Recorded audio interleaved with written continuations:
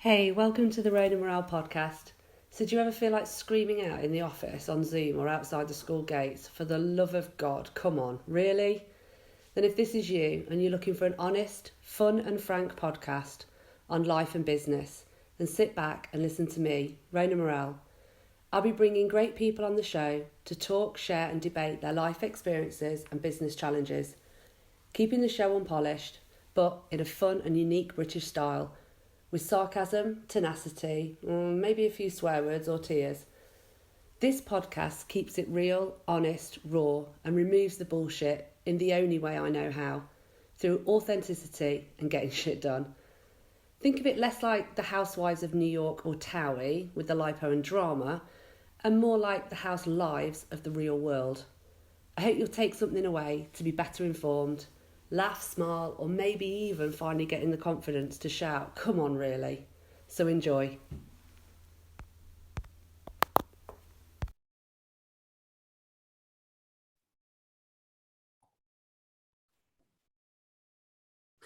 Hi, David. Welcome to the Rain and Morale podcast. How are you today? Thank you, Morel. I'm very well and delighted to be here. Morale. You sound like my mum. I haven't been called that in a while. Oops. Do you want to start that again? No, absolutely not. I love that. Fine. It makes me sound more serious. I feel like Sorry, a doctor Rona. or a professor. Okay, well, I'm going to introduce you now, which most people know me, but I'm delighted to have David Horne with us today, who I first met through a mutual networking group a while back, and then we bumped into each other, and it was just something about David's personality and the way he's a very successful businessman, but equally how he was carving out around kind of social enterprise and the SDGs, which we'll come on to. So David is the founder of Add Then Multiply, which is a hugely successful consulting agency, allowing people to kind of scale their businesses. And it made perfect sense. And I think you were finishing the book when we first met, was you then became an Amazon #1 bestseller of creating the book, Add Then Multiply. And you've gone on to have great success since that. So, congratulations. Thank you. You've also won a Business Book Award, which is incredible. Yep. But what I'd really like to talk to you about today is kind of taking all of those learnings, and then you then founded Funding Focus, which is all around inequalities, female founders, female funding, and diverse communities who face Correct. the same inequalities. Exactly. So I hope I've done you justice there. Yeah, wonderful. Thank you. If there's anything I've missed, of course, you can weave that into the conversation. But please, for the listeners, tell us a bit more, maybe a little bit about the book, and then obviously let's dive into Funding Focus. Sure. So the book, Add Then Multiply, is kind of the culmination of 30 years of work that then took me 6 months to write. And basically my background, I trained as a chartered accountant with PwC. I've worked internationally. I'm originally from Canada, hence the funny accent. Worked in Switzerland for 6 years, and I've been in the UK since 1993. Working initially with large corporates, and then gradually got into more entrepreneurial businesses. Between 2000 and 2010, I was the CFO as Chief Financial Officer of 3 very different companies.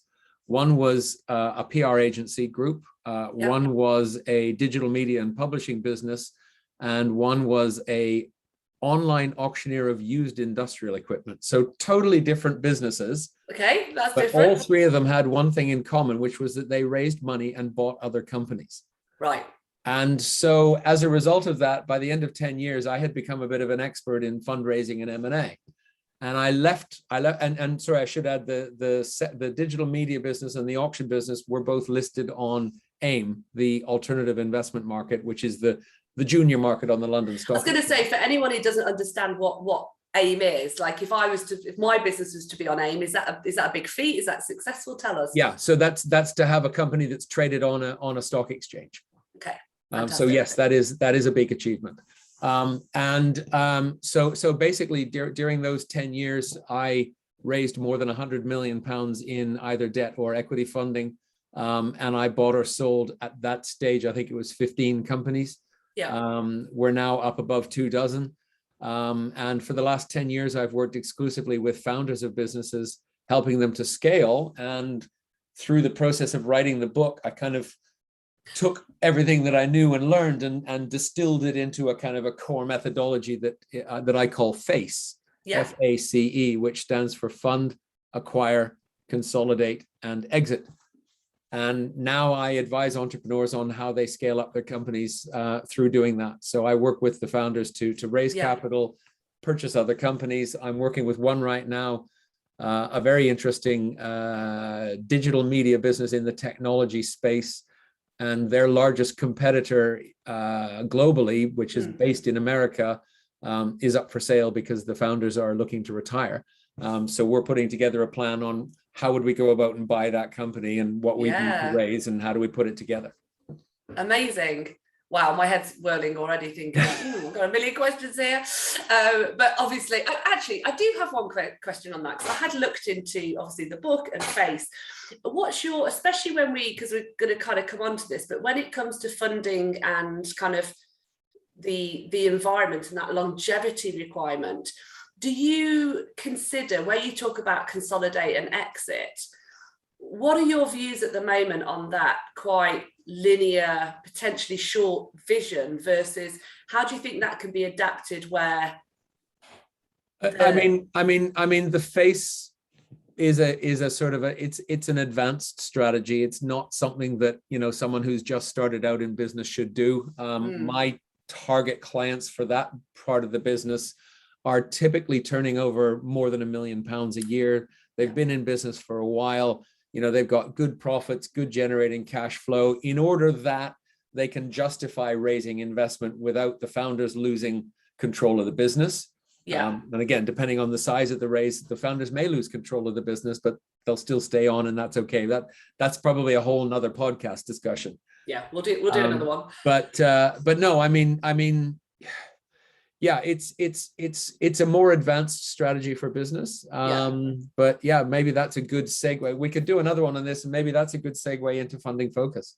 Exactly. So let's move on then to funding focus. When you know, having worked in this industry for all these years, raising hundreds of millions, buying, selling, what point in your career did you go, hold on a minute? I mean, not like it hasn't not been blindingly obvious, but what's going on here? Why are women underfunded? Why are ethnic minorities underfunded? What point did you go, I've got to do something? So this all started in April of 2019. I was speaking at an event for small business owners about fundraising. And after my talk, a woman came up and said, why does so little venture capital funding go to female entrepreneurs? And I didn't know. I didn't even know this was an issue. I'm slightly ashamed to admit it now. But, you know, there I am, a middle-aged white man going about my business blissfully unaware of these issues. So I responded to her. I said, I don't know, but I'll find out. And as it happened, the following week, I had a meeting with the chief executive of the British Business Bank. She and I had met at a networking event at the IOD. And this was just a follow-up to that. So I went into her office. We had a very pleasant conversation. And towards the end, I asked her why, if she knew anything about this issue, why so little funding goes to female founders. And she sort of smiled and reached down to the bottom drawer of her desk and pulled out a bound research report called UK VC and Female Founders. Yeah. And what I found was shocking. So this was a full-blown research report that had been commissioned by the UK government. They looked at every venture capital deal in the UK in 2017. And they found that female entrepreneurs submitted 5% of the pitch decks and got less than 1% of the money. Yeah. Mixed gender teams submitted 20% of the decks and got 10% of the money. And all male teams submitted 75% of the decks and got more than 89% of the money. So there is clearly a very uneven playing field. And I studied this and I was shocked. I couldn't believe it. Again, you know, I had been blissfully unaware and all of a sudden it's like, you know that feeling like when you go from not knowing something to knowing something? It becomes obsessive. You can't unknow it. And it does, it becomes obsessive. And then about a week after that, I had a meeting with a friend of mine who works at the London Stock Exchange, who I'd met years ago from when I'd been the CFO of the listed companies. And we were just catching up. And having a chat over coffee in the cafeteria at the stock exchange. And I'm talking to her and just saying, oh, you know, and I found out about this. And of course, the London Stock Exchange has done magnificent work on getting women onto the boards of listed companies because, you know, 25, 30 years ago, it was very much the old boys club. And in fact, earlier this year, for only the second time, there were no companies in the top 350 companies on the stock exchange that were all male boards. Right. So we're a long way from parity, but we've come a long way. So that's a really big achievement. And so I knew the stock exchange was interested in this, and then all of a sudden I just thought, wow, I remember giving presentations in the theater at the stock exchange. So when we were doing a new acquisition or something, we'd call the investors in, we'd go in, they have a lovely theater with fantastic audio visual. So I looked at Claire and I said, do you think we could put on an event? And if I did, would you guys give me the venue, because it's a good cause that's aligned? And she said, after a bit of haggling, she said, yes, she would. And so I'm gonna have to shut my blinds. Sorry. Okay, it's like, no worries. Yeah, I feel like I'm coming in and out of the lights. Please carry on. I get the same. So on the 25th of November, 2019, we held this event at the London Stock Exchange. We filled the theater. We had over 100 people in there, and they came to hear the stories of female entrepreneurs who had successfully raised money. So I had a woman who'd raised angel funding, a woman who'd raised venture capital, a woman who'd raised private equity funding, and a woman who had been on the board of a company that had recently listed on the stock exchange. And so I had each of them come in and tell their story. And then we had a panel of 3 investors, an angel investor, a venture capitalist, and a private equity investor, all female, come in and tell their story. And the event went really well. And coming out of it, I learned 2 key things. Number one, this isn't just a UK problem, it's a global issue. We had comments from, I think, 10 countries around the world on our social media post. Yeah. And I'll come back to that global thing. And the other thing was, this isn't an issue of women versus men. No. It's white guys and everyone else. So if you're a Black male founder or Asian male or LGBTQ or anything that isn't a straight middle-aged white man, the cards are stacked against you. And I just thought, wow, this is incredible. We've got to take this forward. And so in the beginning of 2020, I said, okay, let's run a series of events. We'll run a couple. We'll do another one in London. We'll do one in the Midlands, one in the North, and maybe one over on the continent. And then, of course, COVID came along and scuppered all of that. So over the summer of last year, we decided that we'd run another online event, or another event on the anniversary date, and this time online. And we had over 150 people show up on the day from as far west as San Francisco. Yeah. As far east as the Philippines, and as far south as Cape Town. And I think now we've tapped in and we're running this as a social enterprise. I mean, you know, it'll be a for-profit business, but really focused on a social thing. So we're being quite careful with what we do, but organically, with very little spent on marketing, we now have a database of around 1,000 entrepreneurs in 27 countries on 6 continents. Yeah. So if any of your listeners know of an entrepreneur who lives in Antarctica, please have them reach out to me. Okay, do you know what? I'm not sure how far reached my podcast gets. I don't think I'm in Antarctica yet, but I bet I know someone who knows someone in Antarctica. Exactly. And so we've run that, and this year we've run a series of events online. We've got another big one coming up in November. I actually approached the stock exchange.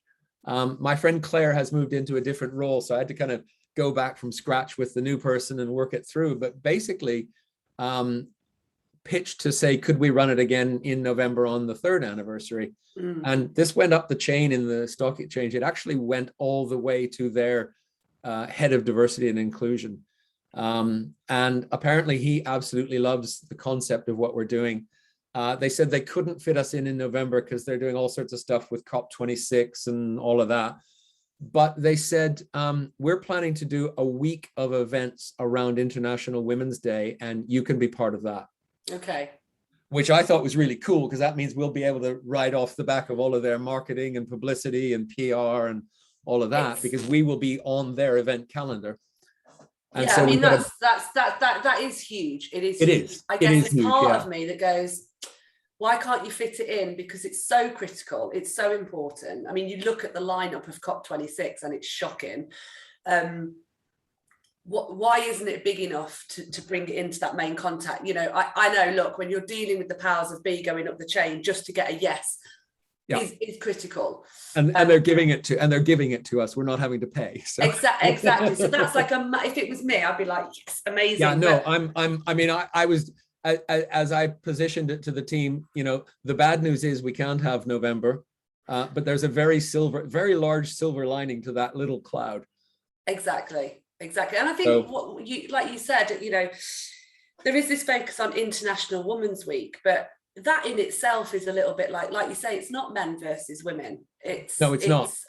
But you know, But it's interesting because that very issue, and as you know, and my whole thing is it's literally it's and it's a bit of a mouthful to say, but it's female and underrepresented entrepreneurs of every gender. Yeah.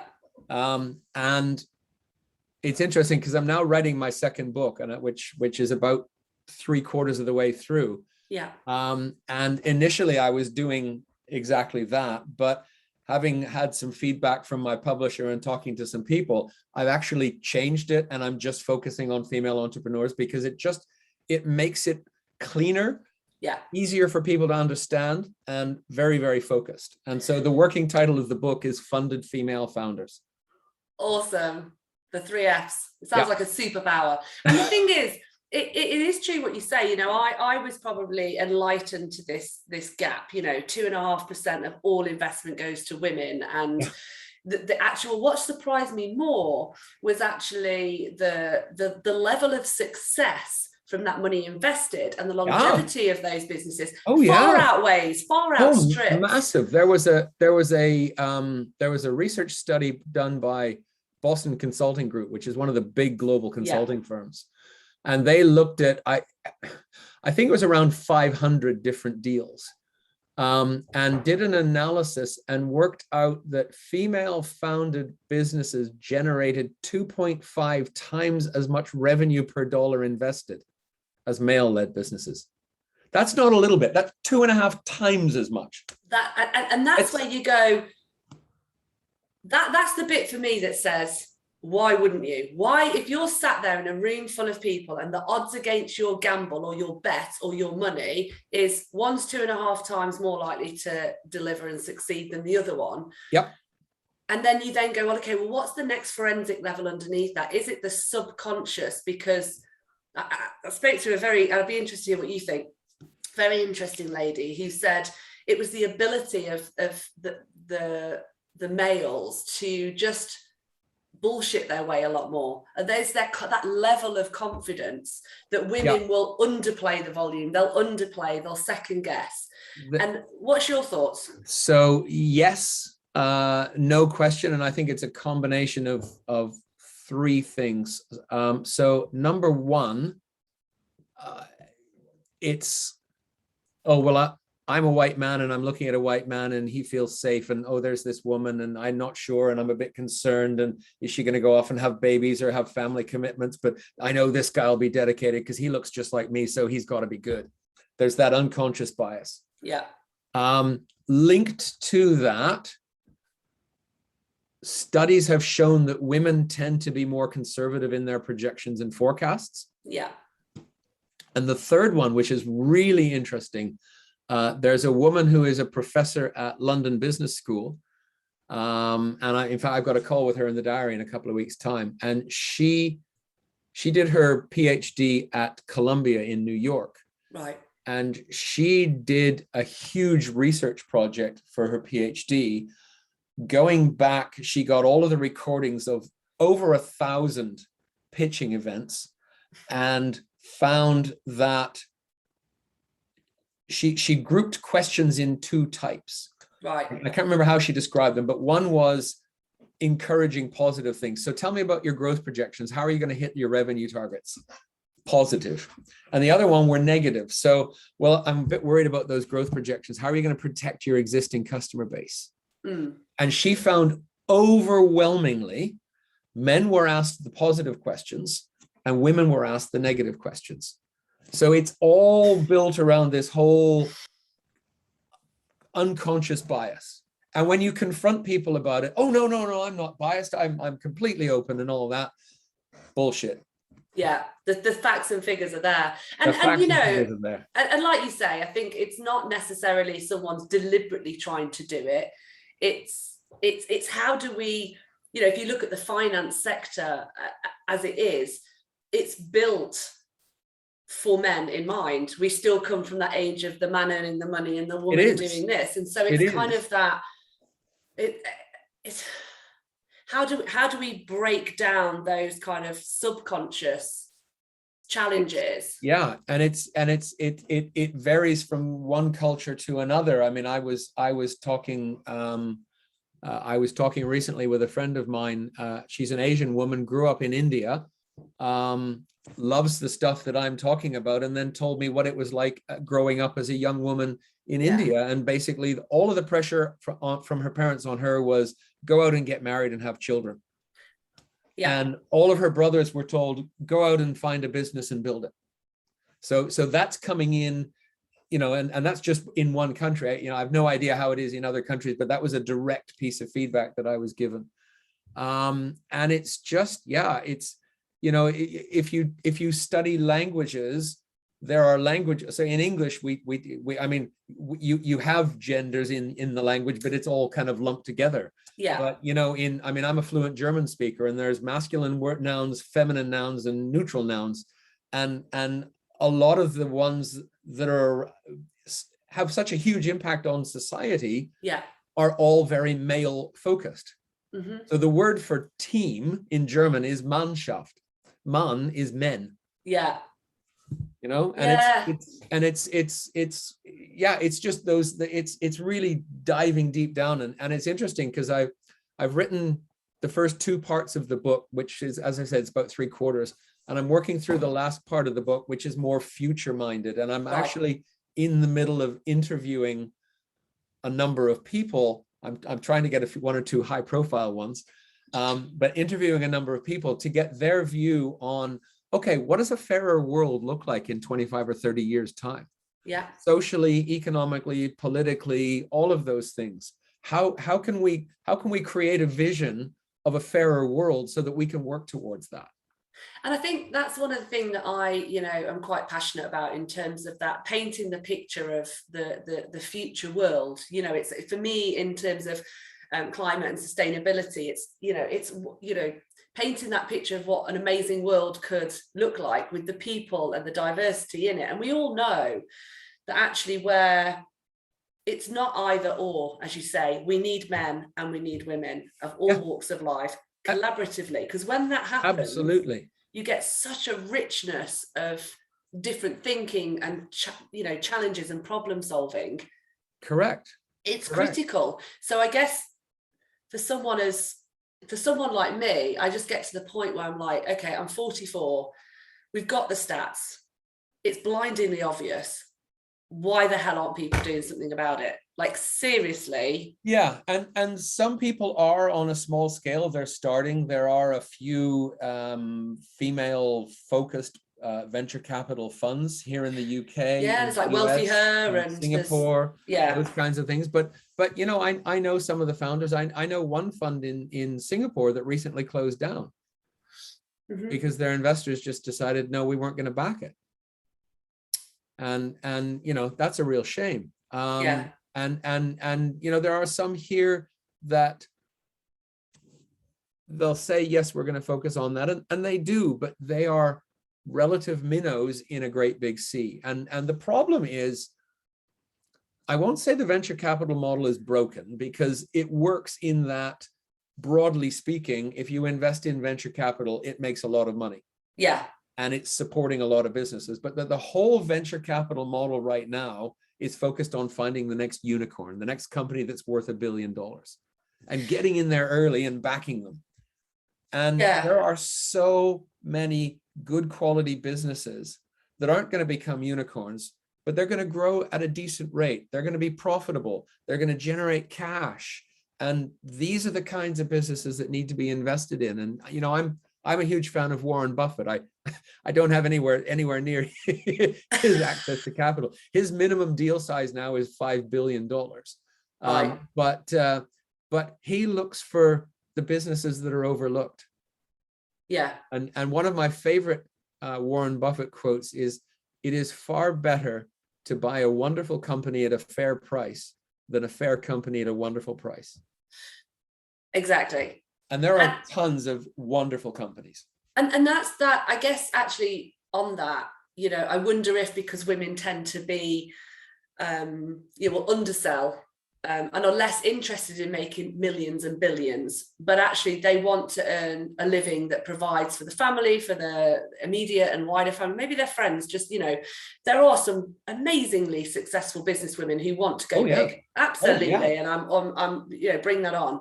Yep. But I think the problem is at that level, you know, the 500 million, the $5 billion level, the people who've got that money are men. So therefore, they are subconsciously going to connect with ideas that are brought to them by men. Correct. And a perfect example of that was that lack of diversity was there was an article earlier this year, I think it was in PitchBook, which is one of the big information sources. And it looked at the universities that the most successful founders went to and the universities that the most successful venture capitalists went to. And lo and behold, it was Harvard, MIT, Stanford, Oxford, Cambridge, INSEAD, one or two others. And that accounted for like 95% of the people. Yeah. It was just, I'm going to invest in someone who's like me because it's safe. We went to the same school, so we're good. Yeah. And that could lead us on to politicians, but let's not go down a whole new rabbit hole. So listen, let's try and flip it and get a bit more sort of, so what can we do about it? What does your business within Funding Focus do? So if there's anyone out there listening and they're going, okay, well, I'm a female founder, or I'm a duo, there's a team of us. What can we do then? Where do we tap in? Because what we don't want is lots of little people trying to help women. It's like, where do we get to the big dollars? Yeah, exactly. So what we're doing currently is we run a series of events that are free to attend. We run one a quarter. We're actually looking at running them every other month next year. And typically during the year, there'll be a 90-minute or 2-hour event. So it's not too much out of people's day. And then once a year, we'll run a bigger half-day event. And those events are free to attend and always will be. Yeah. That's really to come and hear stories of women or underrepresented founders who have successfully done it. And the whole idea behind that is, okay, here I am, and it seems all kind of desperate. Oh, hey, here's someone who's like me and they've done it. What can I learn from them? And get a bit of hope and get a bit of inspiration. And we also invite some investors to come along. One of the quite successful things we've done recently is we'll have an investor and an investee, and they'll have a conversation about how they came together and what happened from each of their perspective to get that. So those events are all just about learning and about hope and about inspiration. And one of the pieces of feedback we get is it's great to meet other people and network. For the events that are online, obviously we have a global audience. So, you might find yourself in a Zoom breakout room and you're based in the Midlands, and you might have someone from Latvia and you might have someone from Colorado in the room. And it's like, hey, we would never have otherwise met, but we've got things in common. Yeah, exactly. So that's one thing we do. And then we have one short course that we run. We're just finishing off the second cohort of that. We launched the first cohort in the spring, and that runs once a week for 2 hours on a Thursday afternoon. And it's a 6-week, so 6 2-hour sessions on I'm interested in learning more about it, but it's, oh my God, it's an overwhelming area. What do I do? Where do I turn? Who do I talk to? And so we literally, over the 6 weeks, go through a series of different things, very much linked to what I talk about in my book. We don't get into the acquisitions and stuff, but how do you prepare yourself? So we spend the first day talking about what I call your head. What's going on in between your ears? Because there's an awful lot of chatter that an awful lot of us have that confuses us or slows us down or holds us back. So we talk about that. And then the second session is about your business and what are the things in your business that you need to have ready. And it's things like we talk about what are your values, what's the culture like in your company, what's your brand like, what are your systems and processes, what are your people like? Because one thing for sure, if you're going to go out and raise money, you've got to have addressed all those things. You've got to have a team of people. You've got to have those kinds of things in place. Yeah. And then we go into a little bit of an overview of finance. I'm not trying to turn everybody into accountants. I wouldn't want to do that. It would be, that's a bit unfair. Zombies. It'd be much more fun to be zombies, but maybe zombie accountants. But what the idea there is, a lot of people I've come across, they're a little bit, oh, I'm not quite sure about the numbers. My accountant deals with that. Oh, not really. Oh, no, I don't really understand that. And we do one session where I just take you through, okay, here's what your accounts are. Here's what the key things are you got to look for. Get to know your numbers. And then the homework is reach out to your accountant, get your last accounts, read them, and then ping us an email with any questions you've got. Yeah, because I bet that, do you know what? That must be really quite telling, the amount of people who just rely on an accountant, because it's a bit like an individual and their pension.